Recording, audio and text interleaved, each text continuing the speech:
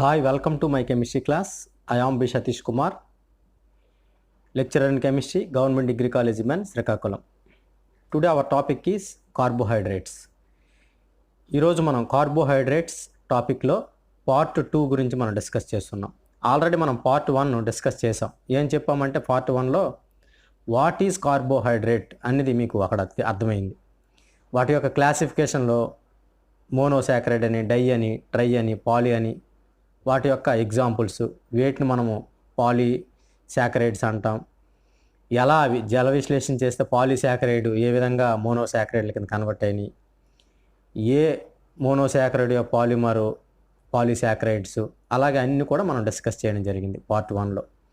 అయితే పార్ట్ 2లో ప్రధానంగా మనం ఏం డిస్కస్ చేస్తామంటే మనకు సిలబస్లో ఉన్న మేరకు ఆల్డోహెక్సోజ్ మోనోసాకరైడ్, 6 కార్బన్లు ఉన్నటువంటి మోనోసాకరైడ్, గ్లూకోజ్ మనకు ఉంది. మనందరికీ తెలుసు గ్లూకోజు. ఆ గ్లూకోజ్ ఏంటంటే డీ గ్లూకోజ్ మన గురించి మనం ఈరోజు చర్చిస్తాము. ఆ డీ గ్లూకోజ్ యొక్క నిర్మాణాలు ఉన్నాయి. డీ గ్లూకోజ్ యొక్క ఫస్ట్గా వాళ్ళు ప్రజెంట్ చేసినటువంటి నిర్మాణం ఏంటంటే సరళమాలిక నిర్మాణం అంటాం. It is a open cycle structure అంటాము.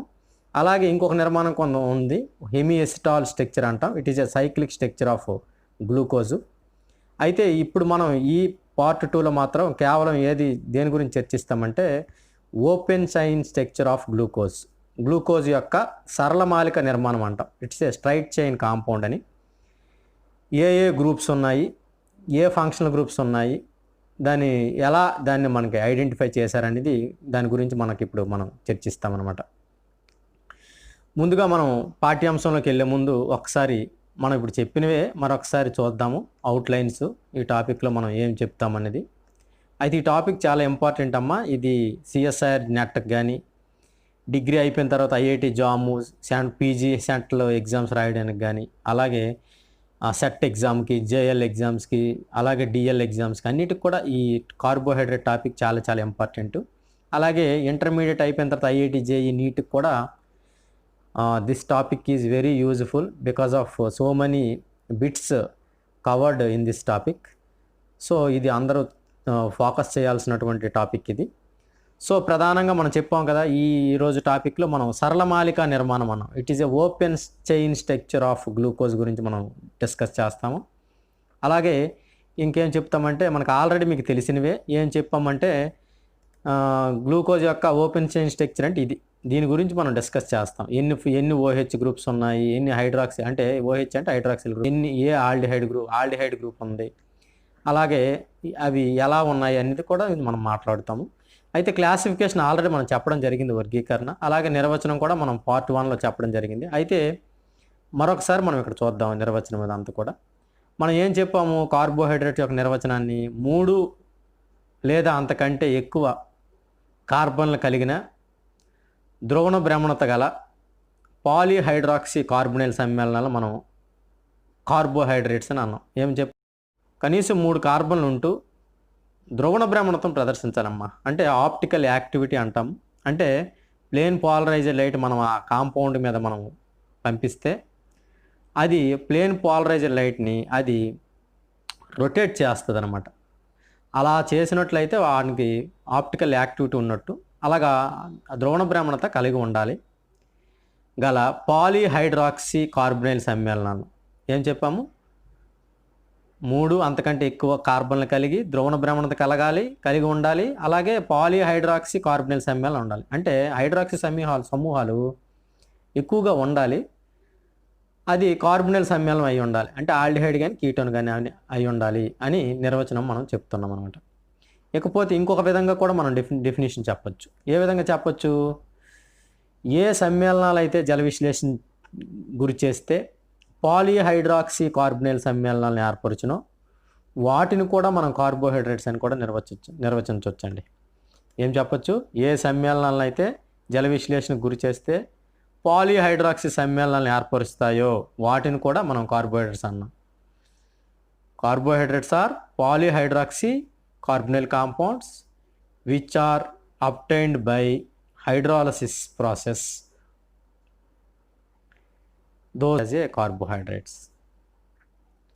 Carbohydrates are polyhydroxy compounds which obtained by hydrolysis 3 or more carbon centers and have optical activity or polyhydroxy compounds are called as a carbohydrates.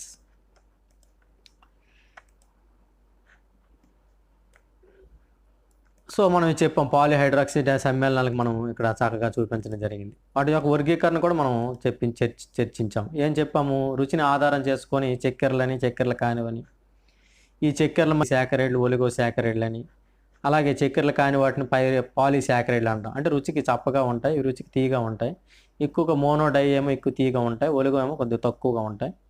సాధారణంగా ఇవి మూడు అంతకంటే ఎక్కువ మోనోశాకరైడ్లు కలిగి ఉన్నటువంటి ఈ శాకరైడ్లు ఇవి. మోనోలు అయితే ఇంకా సరళమైనవి ఇవి. దీనికంటే మన జల విశ్లేషణ చెంది మరి విశ్లేషణ చెందనవి ఇవి. డైశాకరైడ్ అయితే 2 మోనోశాకరైడ్లు ఇస్తుంది. డై అన్నాం కదా, 2 శాకరైడ్లు ఇస్తాయి డైశాకరైడ్స్. అంటే సుక్రోజు, మాల్టోజు, లాక్టోజు ఇవన్నీ కూడా డైశాకరైడ్స్. వాటిని హైడ్రాలసిస్ చేస్తే మోనోశాకరైడ్స్ వస్తాయి. ఇది ఆల్రెడీ మనకు తెలిసిందే. ఇకపోతే మనకి 6 కార్బన్లు ఉన్న మోనోశాకరైడ్లు మనకి సిలబస్లో ఉన్నాయి. ఒకటి ఆల్డో హెక్సోజ్ అన్నాం. 6 కార్బన్లు ఉంటే హెక్సా అంటాము. సో ఇది కార్బోహైడ్రేట్స్ కాబట్టి ఓజ్ అనే పదంతో మనం అంతమవుతాయి. రుచికి తీయగా ఉన్నాయి కాబట్టి వీటిని ఓజ్ అనే పదంతో అంతమవుతాయి. సో ఇది ఆల్డో అని ఎందుకు పెట్టామంటే ఇందులో ఆల్డిహైడ్ ప్రమేయ సమూహం ఉంటుంది. అలాగే కీటో ప్రమేయ సమూహం ఉంటే దాన్ని కీటో హెక్సోజ్ అంటాము. మరి ఆల్డో హెక్సోజ్కి మనం ఉదాహరణ కింద మనం ఏం చెప్పొచ్చు? గ్లూకోజు, మానోజు, గలక్టోజ్ అని చెప్పొచ్చు. అయితే మనకి సిలబస్లో గ్లూకోజ్ ఉంది, దాని గురించి మనం బ్రీఫ్గా డిస్కస్ చేస్తాము. ఇకపోతే కీటో హెక్సోజ్కి ఉదాహరణగా మనం ఫ్రక్టోజ్ని చెప్పుకుంటాం. ఇది తేనెలో ఉంటుంది, అలాగే పండ్లలో ఉంటుంది, ఫ్రూట్ షుగర్ అంటాము. ఎక్కువ మనకి బేకరీ ఫుడ్స్లో కూడా ఫ్రక్టోజ్ అనేది మనకు ఉంటుందండి. ఇక మనం గ్లూకోజ్ గురించి మనం తెలుసుకుంటే గ్లూకోజ్ యొక్క అణుఫార్ములా ఏంటంటే C6H12O6 అంటాము. దీని యొక్క స్థితి చూస్తే ఘనస్థితిలో ఉంటుంది, రంగు తెల్లగా ఉంటుంది. సో దీని యొక్క మెల్టింగ్ పాయింట్ అంటాం. ద్రవీభవన స్థానం చూస్తే 146 డిగ్రీ సెంటీగ్రేడ్ వద్ద ఇది ద్రవం కింద మారుతుంది. తీయదనం చూసుకుంటే సుక్రోజులో 3/4 వంతు ఉంటుంది. ఇకపోతే సాల్యుబిలిటీ చూసుకుంటే ఇది వాటర్ సాల్వెంట్స్లో కరుగుతుంది, యాక్వస్ సాల్వెంట్స్లో కరుగుతుంది. అలాగే ఈథర్ కాంపౌండ్స్లో ఈ మనకి గ్లూకోజ్ అనేది డిజాల్వ్ అవ్వదు. So it is insoluble in ether and soluble in aqueous solvents. So తీదనం ఆర్డర్ చూస్తే the order of sweetness fructose ఎక్కువ ఉంటుందండి, తర్వాత సుక్రోజు, తర్వాత గ్లూకోజ్. అన్నిటికంటే గ్లూకోజ్కి తక్కువగా ఉంటుంది ఈ మూడిటితో పోల్చుకుంటే. మనకి ఫ్రక్టోజ్ సాధారణంగా ఎక్కువ తీదనాన్ని కలిగి ఉండే కార్బోహైడ్రేటు. ఇక నేమ్స్ ఆఫ్ గ్లూకోజ్కి చెప్తే గ్లూకోజ్కి చాలా రకాల పేర్లు ఉన్నాయండి. గ్రేప్ షుగర్ అన్నాం, ఎందుకంటే ఇది మనకి ద్రాక్ష పళ్ళలో ఉంటుంది కాబట్టి షుగరు, అందువల్ల దీన్ని గ్రేప్ షుగర్ అని. అలాగే మన డయాబెటిక్ పేషెంట్స్ మనం చూస్తుంటాం, బ్లడ్ షుగర్ అని అంటాము, బ్లడ్లో కూడా గ్లూకోజ్ ఉంటుంది కాబట్టి. అలాగే కార్న్ షుగర్ అంటాం, మొక్కజొన్న అలాగే స్వీట్ కార్న్లో కూడా మనకి ఈ గ్లూకోజే ప్రధాన సమ్మేళనం. ఇక డెక్స్ట్రోజ్ అంటాము. డెక్స్ట్రో అనేది ఎందుకు అంటామంటే ఇది ద్రవణ బ్రాహ్మణతను చూపిస్తుంది, డెక్స్ట్రో ఐసోమర్ కాబట్టి దీన్ని మనం డెక్స్ట్రోజ్ అనే పదం దీనికి వచ్చింది, డెక్స్ట్రో రొటేటరీ ఉండడం వలన. సో ఇది గ్లూకోజ్కి సంబంధించినటువంటి విషయాలు. ఇకపోతే open chain structure of glucose. అనేక అణుభార పద్ధతులను ఆధారంగా చేసుకొని వాళ్ళు గ్లూకోజ్ యొక్క అణుఫార్ములను C6H12O6గా నిర్ణయించారు. తర్వాత గ్లూకోజ్లో ఎటువంటి సమ్మేళనం యొక్క నిర్మాణం వివరించడానికి ఎలా మనం వివరిస్తారంటే పూర్వం రోజుల్లో ఏమి ఉండేవి కాదు. ఇప్పుడైతే స్పెక్ట్రోస్కోపీ టెక్నిక్స్ ఉండడం వలన గ్లూకోజ్ యొక్క నిర్మాణం చాలా ఈజీగా కనుక్కోవచ్చు. సింపుల్గా కాంపౌండ్ ఏదైనా అన్నోన్ కాంపౌండ్ తీసేసుకొని డిజాల్వ్ చేసేసి NMR స్పెక్ట్రోస్కోపీ, UV విజిబుల్ స్పెక్ట్రోస్కోపీలను ఆధారంగా చేసుకొని, IR స్పెక్ట్రోస్కోపీలు, మాస్ స్పెక్ట్రోస్కోపీలను ఆధారంగా చేసుకొని, అలాగే XRD అంటాము, ఎక్స్రే డైఫ్రాక్షన్ స్పెక్ట్రోస్కోపీని ఆధారంగా చేసుకొని మనం మాలిక్యూల్ యొక్క స్ట్రక్చర్ని చాలా ఈజీగా మనం ఫైండ్ అవుట్ చేయొచ్చు. కానీ పూర్వం రోజుల్లో వీటి యొక్క నిర్మాణం కనుక్కోవడానికి చాలా కష్టపడ్డారు. అవి ఏంటంటే వాళ్ళు అన్ని కూడా రసాయన చర్యలను ఆధారంగా చేసుకొని దాని యొక్క నిర్మాణాన్ని వివరించారు. మనకి వుడ్వర్డ్ అనే ఒక శాస్త్రవేత్త నేచురల్ ప్రొడక్ట్స్ చాలా బిగ్ మాలిక్యూల్స్ ఉంటాయి, అవి 2, 3, 4, 5 రింగులు ఒకదానితో ఒకటి కంబైన్డ్ మాలిక్యూల్స్, అవి ఇట్స్ ఏ బిగ్ మాలిక్యూల్స్. వాటిని కూడా అనేక టెస్టులు చేసి they have to elucidation of the complete structure of the molecule. వాళ్ళు కంప్లీట్గా స్ట్రక్చర్ని వాళ్ళు కనుక్కోగలిగారు. సేమ్ గ్లూకోజ్కి కూడా వాళ్ళు ఫస్ట్ ప్రాసెస్ ఏం చేశారంటే ఎసిటైలేషన్ ప్రాసెస్ చేశారు. అంటే ఎన్నో ప్రాసెస్లు చేశారు. సో ఎసిటైలేషన్ ప్రాసెస్లో వాళ్ళకు ఒక నిజం తెలిసింది. ఏం తెలిసింది? ఎసిటైలేషన్ ప్రాసెస్లో గ్లూకోజ్ని 5 మోలుల ఎసిటిక్ అన్హైడ్రేట్తో ఫస్ట్గా చర్య పొందించారు. ఏం చేశారు? గ్లూకోజ్ని 5 మోలుల ఎసిటిక్ అన్హైడ్రేట్తో ఫస్ట్గా చర్య పొందించారు. అప్పుడు మనకు సమ్మేళనం ఏం ఏర్పడిందంటే పెంటా ఎసిటైల్ గ్లూకోజ్ మరియు 5 మోల్ ఎసిటిక్ యాసిడ్ వాళ్ళకి ఏర్పడింది అనమాట. వాళ్ళు పెంటా ఎసిటైల్ గ్లూకోజు కంటే వాళ్ళకి 5 మోల్ ఎసిటిక్ యాసిడ్ ఏర్పడింది అనేది ఈజీగా ఫైండ్ అవుట్ చేశారు. ఎప్పుడు 5 మోల్ ఎసిటిక్ యాసిడ్ వస్తుంది అంటే 5 మోల్ ఎసిటిక్ అన్హైడ్రేట్ చర్య పొందితే మనకు 5 మోల్ ఎసిటిక్ యాసిడ్ అనేది వస్తుంది అనమాట. మీకు తెలుసు ఎసిటిక్ అన్హైడ్రేట్ అంటే ఇది 2 ఎసిటిక్ యాసిడ్ అణువులు కలిస్తే వాటి నుంచి నీటి అణువు తొలగిపోతే మనకి ఎసిటిక్ అన్హైడ్రేట్ అని అంటాం. It is anhydride of acetic acid కాబట్టి ఎసిటిక్ అన్హైడ్రేట్ అంటాం. ఆ విధంగా మనకి ఎసిటిక్ అన్హైడ్రేట్తో చర్య పొందిస్తే మనకి పెంటా ఎసిటైల్ గ్లూకోజ్ వచ్చింది. అలాగే 5 ఎసిటిక్ యాసిడ్లు కూడా వచ్చాయి అనమాట. దీని ఆధారంగా ఏం తెలిసిపోయింది? ఒక గ్లూకోజ్ మాలిక్యూల్ 5 ఎసిటిక్ అన్హైడ్రేట్తో చర్య పొందాయి కాబట్టి సో గ్లూకోజ్లో ఎన్ని హైడ్రాక్సిల్ గ్రూప్స్ ఉండొచ్చు అని ఎక్స్పెక్ట్ చేశారంటే సో గ్లూకోజ్లో 5 OH గ్రూప్స్ ఉన్నాయని అర్థమైందనమాట. 5 ఎసిటిక్ అన్హైడ్రేట్లు చర్య పొందాయి కాబట్టి 5 OHలు ఉండొచ్చని వాళ్ళు ఎక్స్పెక్ట్ చేశారనమాట. ఈ విధంగా మనకి ఈ చర్య ద్వారా ఎసిటైలేషన్ ప్రాసెస్ ద్వారా ఎసిటిక్ అన్హైడ్రేట్ చర్య ద్వారా గ్లూకోజ్ ఒక pentahydroxy compound. Glucose is a pentahydroxy compound. This reaction indicates 5 OH groups present in glucose molecule అని వాళ్ళు ఐడెంటిఫై చేశారనమాట. సో ఇక్కడ రాసాం చూడండి, glucose reacts with acetic anhydride to form penta acetyl glucose plus 5 acetic acids అని రాసాం. So ఈ విధంగా వాళ్ళు ఎసిటైలేషన్ ప్రాసెస్లో 5 OHలు గ్లూకోజ్లు ఉన్నాయని అర్థమైంది. ఇకపోతే నెక్స్ట్ ప్రాసెస్ ఏం చేశారంటే వాళ్ళు హైడ్రోజన్ సైనైడ్ అలాగే హైడ్రాక్సిల్ ఎమైన్తో చర్య పొందించారు. సాధారణంగా HCN హైడ్రాక్సిల్ ఎమైన్ అంటే NH2OH అంటాము. ఈ చర్య దేనికోసం అంటే సాధారణంగా మనం కార్బొనైల్ గ్రూప్స్ల కోసం ఈ పరీక్షలు చేస్తుంటాం. మీరు సెకండ్ ఇయర్లో చదువుకుంటారు. కార్బొనైల్ సమ్మేళనాలు అనే పాఠ్యాంశంలో ఆల్డిహైడ్ల కీటోన్ల యొక్క రసాయన ధర్మాలు చదివినప్పుడు అక్కడ మీకు చదువుతారు. HCNతో చర్య, అమ్మోనియాతో చర్య, హైడ్రాక్సిల్ ఎమీన్తో చర్య, 2,4-DNPతో చర్య, ఇలాగా మనం చదువుతాం. కాకపోతే HCNతో చర్య చేస్తే సాధారణంగా కార్బొనైల్ సమ్మేళనాలు మనకి అవి ఏమి ఏర్పరుస్తాయంటే అవి మనకి సైనోహైడ్రిన్ అనే ఉత్పన్నాలు ఏర్పరుస్తాయి. అంటే మనం కార్బొనైల్ గ్రూప్ కదా మీద చర్య పొందుతుంది కదా HCN. సో ఏమో ఆక్సిజన్ కలపబడితే కార్బన్కి మాత్రం సైనైడ్ కలపబడుతుంది. ఎప్పుడైతే ఆక్సిజన్ కలబడిందో OH గ్రూప్గా మారుతుంది కార్బొనైల్ ఆక్సిజన్. ఇక్కడ సైనైడ్ ఏమో కార్బన్ కలపబడుతుంది అనమాట. దీన్ని మనం ఏమని చదువుతామంటే సైనోహైడ్రిన్ అంటాం. ఏమొస్తుంది? గ్లూకోజ్ని HCNతో చర్య పొందించాము, మనకి గ్లూకోజ్ సైనోహైడ్రిన్ ఏర్పడుతుంది అనమాట. గ్లూకోజ్ సైనోహైడ్రిన్ ఏర్పడుతుంది. అయితే ఎన్ని HCN మాలిక్యూల్స్ చర్య పొందాయని చూస్తే కేవలం 1 mole of hydrin only 1 mole of hydrogen cyanide reacts with glucose molecule. ఒకే హైడ్రోజన్ సైనైడ్ మాత్రమే గ్లూకోజ్ మాలిక్యూల్తో చర్య పొందింది. ఈ చర్యను ఆధారంగా చేసుకొని గ్లూకోజ్లో ఒక కార్బొనైల్ గ్రూప్ ఉందని వాళ్ళకి ఐడెంటిఫై చేశారనమాట. ఏం చేశారు? గ్లూకోజ్ని హైడ్రోజన్ సైనైడ్తో చర్య పొందించారు. మనకి ఉత్పన్నం ఏం ఏర్పడుతుంది? సైనోహైడ్రిన్. ఇది ఒక న్యూక్లియోఫిలిక్ సంకలన చర్య కింద మనం చెప్పొచ్చు. దీన్ని న్యూక్లియోఫిలిక్ సంకలన చర్య కింద పనిచేస్తుంది. అయితే HCN కొద్దిగా మనం బేస్ కూడా యాడ్ చేయాల్సి ఉంటుంది. ఎందుకంటే HCN is a very weak acid. In the prince of base it easily gives H+ ions because HCN is a weak acid. So ఇటుగా H+ అయాన్స్ని ఇవ్వదు. అందువల్లనే దీన్ని మనం వీక్ యాసిడ్ కాబట్టి బేస్ సమక్షంలో cyanide acts as a very good nucleophile. So ఆ విధంగా reaction start చేసి మనకు సైనోహైడ్రిన్ వస్తుంది. ఇకపోతే హైడ్రాక్సిల్ ఎమీన్తో చర్య కూడా మనం చెప్పచ్చు. హైడ్రాక్సిల్ ఎమీన్ చర్య కూడా మనం ఏం చెప్తాము? గ్లూకోజ్లో కార్బొనైల్ గ్రూప్ ఉందని చెప్తుంది కదా. కార్బొనైల్ గ్రూపు హైడ్రాక్సిల్ ఎమీన్లో ఆ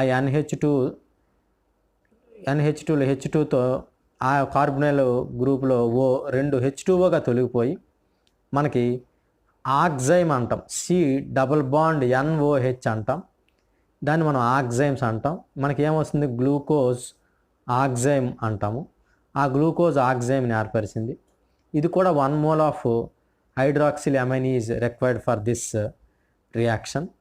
సో గ్లూకోజ్లో ఒకే ఒక కార్బొనైల్ గ్రూప్ ఉంది. Only 1 carbonyl group is present in a glucose అని అర్థమైందనమాట.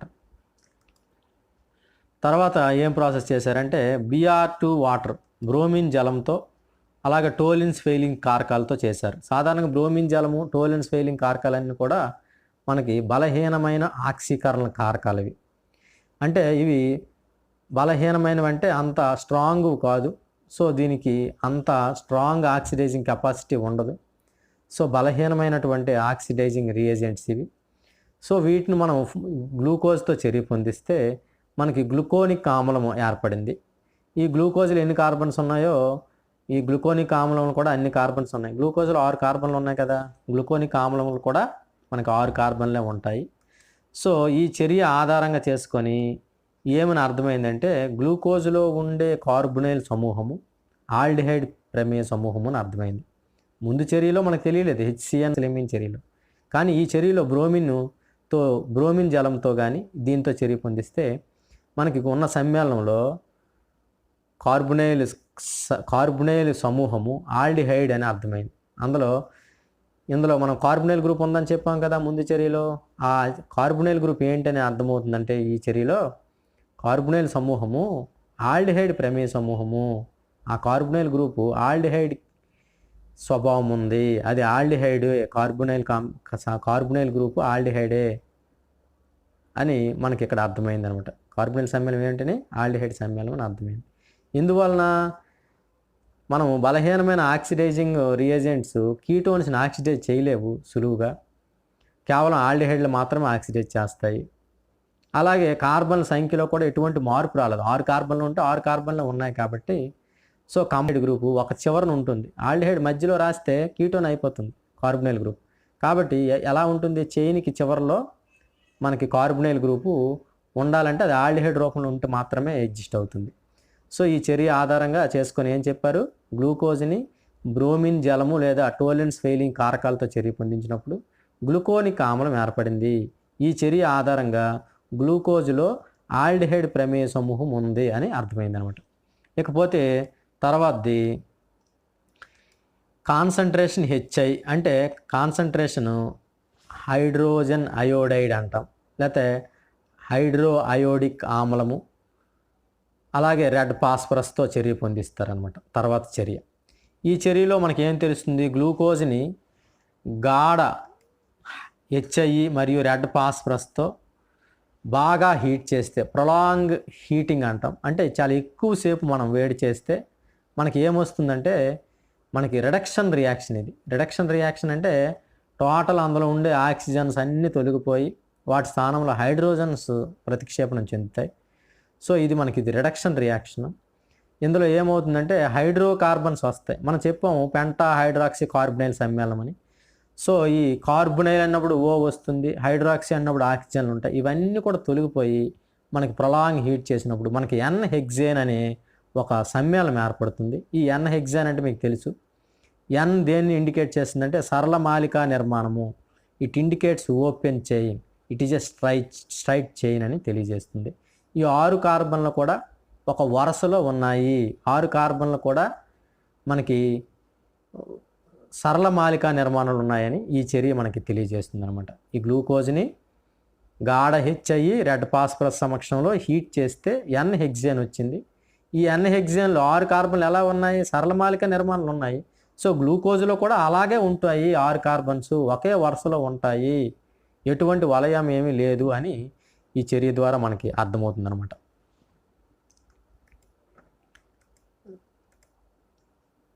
So this reaction indicates straight chain in glucose molecule అని మనకి అర్థమైందనమాట. ఇకపోతే తర్వాత దేంతో చర్య పొందించారంటే స్ట్రాంగ్ ఆక్సిడైజింగ్ ఏజెంట్తో చర్య పొందిస్తారండి. ఈ స్ట్రాంగ్ ఆక్సిడైజింగ్ ఏజెంట్ ఏంటి ఎక్కడ అంటే గాఢ HNO3ని మనం స్ట్రాంగ్ ఆక్సిడైజింగ్ ఏజెంట్ కింద మనం కర్బన రసాయన శాస్త్రంలో మనం చెప్తూ ఉంటాం. ఇక్కడ మనం చూస్తే గాఢ HNO3తో చర్య పొందిస్తున్నాం. సో గ్లూకోజ్ని గాఢ HNO3తో చర్య పొందిస్తే ఏమొచ్చిందంటే సెకారిక్ ఆమ్లం వచ్చింది. ఏమొచ్చింది? సెకారిక్ ఆమ్లం అనే వచ్చిందనమాట. ఈ సెకారిక్ ఆమ్లం అంటే ఏంటంటే ఇది ఒక డైకార్బాక్సిలిక్ ఆమ్లం అండి. డైకార్బాక్సిలిక్ ఆమ్లము. అయితే ఎలా వచ్చింది డైకార్బాక్సిలిక్ ఆమ్లం అంటే చూస్తే మనం చెప్పాం ఇందాకే, ఒక సైడ్ బ్రోమిన్ చర్య ద్వారా మనకు ఒక సైడు ఆల్డిహైడ్ సమూహం ఉందని, అలాగే ఇంకొక సైడ్ కూడా 6 కార్బన్లు ఉన్నాయి. ఈ సెకారిక్ ఆమ్లంలో కూడా 6 కార్బన్లు ఉన్నాయి. ఇంకొక చివర ఏముండొచ్చు అంటే మనకి 2 ఆల్డిహైడ్ లేవు, ఒకే ఆల్డిహైడ్ ఉంది. సో అది సులువుగా స్ట్రాంగ్ ఆక్సిడైజింగ్ ఏజెంట్ కాబట్టి అవి మనకు సులువుగా ఆక్సిడైజ్ అయిపోతాయి. ఇంకొక సైడ్ ఏముంటుందంటే ప్రైమరీ ఆల్కహాల్ గ్రూప్ ఉంటేనే మనకు ఆక్సిడైజ్ చెందుతాయి. సెకండరీ ఆల్కహాల్స్ అంత సులువుగా ఆక్సిడైజ్ చెందవు. అలాగే టెర్సరీ ఆల్కహాల్స్ కూడా ప్రైమరీ ఆల్కహాల్ అంత సులువుగా ఆక్సిడైజ్ చెందవు. అలా కీటోన్స్ కూడా ఆక్సిడైజ్ చెందవు. మనకి దీని ద్వారా ఏం తెలిసిపోతుందో, ఒక సైడ్ ఏమో ఆల్డిహైడ్ ప్రమేయ సమూహం ఉంటే మరొక సైడ్ ప్రైమరీ ఆల్కహాల్ సమూహం ఉంది అని మనకి ఈ చర్య ద్వారా అర్థమవుతుంది అనమాట. ఓకేనమ్మా. సో గ్లూకోజ్లో దిస్ కాన్సన్ట్రేషన్ HNO3తో చర్య పొందిస్తే సెకారిక్ అనే డైకార్బాక్సిలిక్ ఆమ్లం ఏర్పడింది.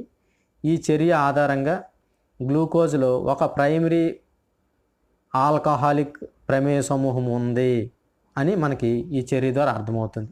ప్రైమరీ ఆల్కహాల్ అంటే CH2OH గ్రూప్ ఉందని మనకి తెలుస్తుంది అనమాట.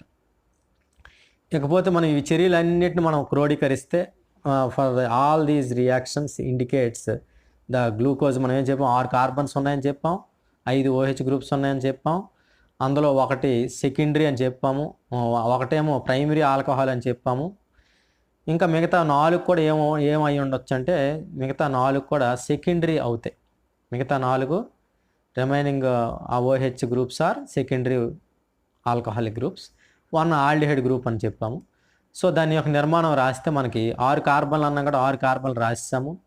సో 5 OH గ్రూపులు అన్నాం కాబట్టి 5 కార్బన్ల దగ్గర 5 OHలు రాసాం. ఒక కార్బన్ మీద 2 OHలు ఎందుకు రాయమంటే ఒకవేళ 2 కార్బన్లు ఉంటే అవి సులువుగా హీట్ చేసినప్పుడు సులువుగా వాటర్ మాలిక్యూల్ తొలగిపోయి మనకి ఏమొస్తుందంటే కీటో గ్రూప్ కింద మారిపోతాయి. జిమ్ డైహైడ్రాక్సీ గ్రూప్స్ ఏమి లేవు. 6 కార్బన్లు 5 OHలు కూడా 5 వేరు కార్బన్ల మీద ఉన్నాయని మనకి అక్కడ అర్థమవుతుంది. లేకపోతే మనకి అవి కార్బనైల్ గ్రూప్స్ కింద కన్వర్ట్ అయిపోయేవి. సో 5 OHలు అన్నాం కదా, 5 కార్బన్ల మీద 5 OHలు పెట్టాము. సో మనకు ఆల్రెడీ స్ట్రక్చర్ ఫార్ములా తెలిసి C6H12O6. మిగతావన్నీ ఏమి లేవంటే ఇంకా హైడ్రోజన్లు పేరిస్తే మన హైడ్రోజన్లు చేరిస్తే మనకి so the structure of glucose is this, the straight chain structure of glucose. ఇదే సరళమాలిక నిర్మాణం గ్లూకోజ్కి. సో ఈ విధంగా మనం నిర్మాణాన్ని వాళ్ళు ముందుగా సైంటిస్టులు సరళమాలిక నిర్మాణాన్ని గ్లూకోజ్కి ప్రవేశపెట్టారు. ఈ విధంగా అనేక చర్యలు చేసి సో మనం ప్రధాన చర్యలన్నీ కూడా మనం డిస్కస్ చేసాం. అయితే మీరు అబ్జర్వ్ చేస్తే ఇవి ద్రవణ బ్రాహ్మణత కలిగినటువంటి సమ్మేళనం గ్లూకోజ్. ఇందులో ఎన్ని కైరాల్ సెంటర్స్ ఉన్నాయి? 4 కైరాల్ సెంటర్లు కనిపిస్తున్నాయి. కైరాల్ సెంటర్ అంటే ఒక కార్బన్ అనేది 4 వేరు సమూహాలతో బంధించబడితే దాన్ని మనం కైరాల్ సెంటర్ లేదా ఎసిమెట్రిక్ సెంటర్ అంటాము, అసౌష్ఠవ కేంద్రం అని అంటాము. ఈ అసౌష్ఠవ కార్బను చూడ 4 ఉన్నాయి, 4 కార్బన్స్. సో మనకి ఎన్ని అడ్జస్ట్ అవుతాయి ఐసోమర్స్? 2^4 అవుతుంది. అంటే 16 ఐసోమర్స్, ఆప్టికల్ ఐసోమర్స్ వస్తాయి. అయితే మనకి ఎనన్షియోమర్స్ ఎన్ని అవుతాయి అంటే పెయిర్స్ 8 అవుతాయి. ఎనన్షియోమర్స్ పెయిర్స్ అందులో 8 ప్లస్ రొటేషన్ ఉంటే 8 మైనస్ రొటేషన్ ఉంటాయి. అందులో ఒక పాజిటివ్ అంటే ఒక ప్లస్ రొటేషన్ ఉన్నటువంటి సమ్మేళనం మనకి డి గ్లూకోజు. సో ఆ విధంగా వాళ్ళు చెప్పడం జరిగింది. ఇక విన్యాసము డి విన్యాసం గ్లూకోజ్ది. ఈ డి విన్యాసం ఎలా కనుక్కున్నారంటే గ్లిజరాల్డిహైడ్ మాలిక్యూల్ని ఆధారంగా చేసుకొని ఈ రిలేటివ్ కాన్ఫిగరేషన్ ఆఫ్ గ్లూకోజ్ని డి విన్యాసాన్ని కనుక్కున్నారు. గ్లూకోజ్కి డి విన్యాసం ఉందని ఈ డి గ్లిజరాల్డిహైడ్ని ఆధారం చేసుకొని వాళ్ళు మనం రౌండ్ చూడండి ఇలా చుక్కల ద్వారా చూపించాం. సో ఇక్కడ రైట్ సైడ్ మనకు OH ఉంది, లెఫ్ట్ సైడ్ H ఉంది కాబట్టి సో దీన్ని మనం Dతో సూచిస్తాం ఇలా ఉంటే. సో గ్లూకోజ్ నిర్మాణంలో కూడా చివరి కార్బన్లో అలాగే ఉంది కాబట్టి దీన్ని మనం డి గ్లూకోజ్ అని వాళ్ళు చెప్పడం జరిగింది. ఇది గ్లిజరాల్డిహైడ్ ఆధారం చేసుకొని రిలేటివ్ కాన్ఫిగరేషన్ వాళ్ళు ఇవ్వడం జరిగింది. అయితే ఎక్స్పెరిమెంటల్ ద్వారా వాళ్ళు కనుక్కున్నటువంటి గ్లూకోజ్ యొక్క నిర్మాణం ఇది. సో ఈ విధంగా ఉంటుంది. OHM రైట్ సైడ్, ఇంకొక OH లెఫ్ట్ సైడ్, ఇంకొకటి రైట్ సైడ్, తర్వాత రైట్ సైడ్, తర్వాత ఈ విధంగా వాళ్ళు ఫైండ్ అవుట్ చేయడం జరిగింది. సో ఇది మనం తర్వాత కూడా మనం వివరిస్తాము. సో ఇది మనకి యాబ్సల్యూట్ స్ట్రక్చర్ ఆఫ్ గ్లూకోజ్. ఇకపోతే మనం చెప్పాం కదా, గ్లూకోజ్ని ఎసిటిక్ అన్హైడ్రేట్తో చర్య పొందితే ఏ విధంగా వస్తుంది, పెంటా ఎసిటైల్ గ్లూకోజ్ అని. ఇదిగోండి స్ట్రక్చర్ ఆఫ్ పెంటా ఎసిటైల్. ఇక్కడ ఒక ఎసిటైల్ గ్రూప్, ఇది ఎసిటైల్ 2, 3, 4, 5 ఎసిటైల్ గ్రూప్ వచ్చింది. This is called Penta acetyl glucose plus 5 acetic acids కూడా ఉంటాయి.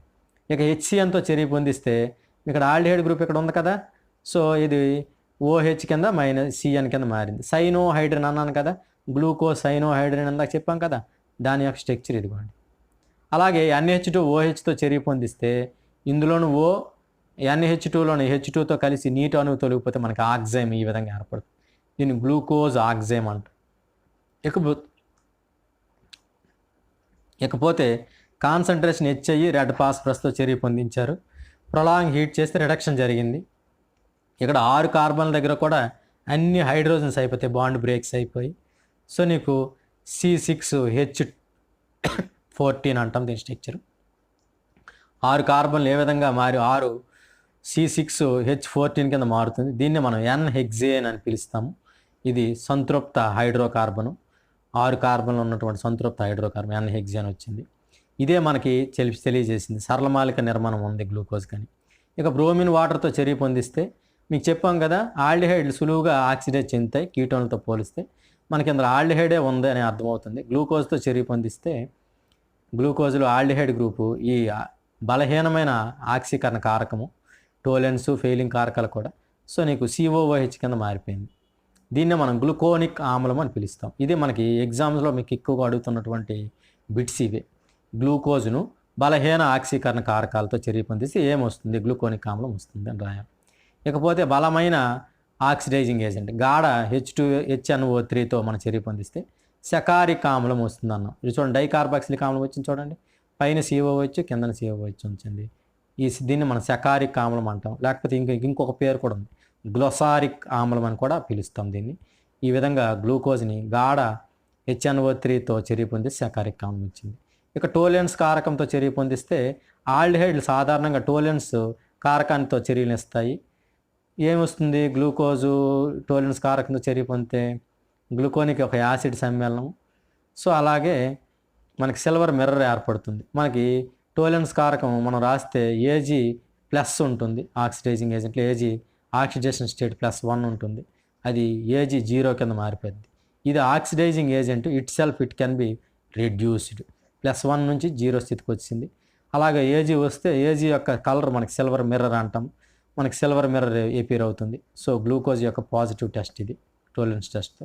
అలాగే ఫెయిలింగ్ కారకంతో మనం చర్య చేస్తాము.